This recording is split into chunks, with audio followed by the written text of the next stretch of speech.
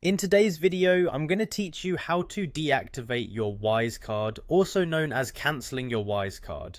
Whether you're looking to quickly stop using your card for a temporary period, or you want to ensure your card is completely out of commission, I've got you covered. Make sure to follow along as I walk you through this simple process. First things first, you need to log into your Wise account. You can do this through either the Wise app on your mobile device or by heading to the Wise website. Whichever option you choose, ensure you have your login credentials handy.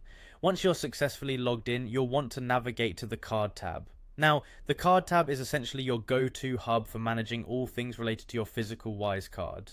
If you've got it inside the app, you should see this tab rather clearly, which makes it easy to find and use. Next, if you're in a situation where you need to stop using your card immediately, say if it's been lost, stolen, or perhaps damaged, you have the option to replace it. To do this, tap on the Replace Card option. This action gives you a choice to select a reason for replacing your card. It could be anything from a theft scenario to something as simple as card damage. Once you choose the reason, confirm your action.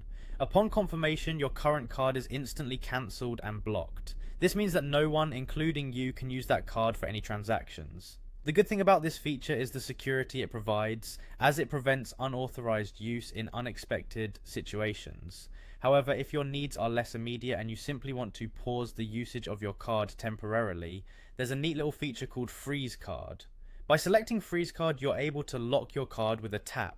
Then whenever you're ready to reactivate it, you can simply tap again to unlock it. This is particularly useful if you're traveling or in a situation where you don't wish to lose access entirely but want an added security layer. It is crucial to understand that even after you cancel your Wise card, the card record remains in your account. Although unusable, it stays listed. This is because your card history and transaction log are still tied to it. So, while the physical card can no longer be used for payments, its virtual footprint remains for record-keeping purposes. By now, you should have a clear understanding of how to deactivate or pause your Wise card as needed. This process is designed to be swift and straightforward, ensuring you have control over your card at all times. I hope you found this guide helpful, and if you have any questions or need further assistance, don't hesitate to reach out to Wise customer support. Thanks for watching and stay safe with your financial activities.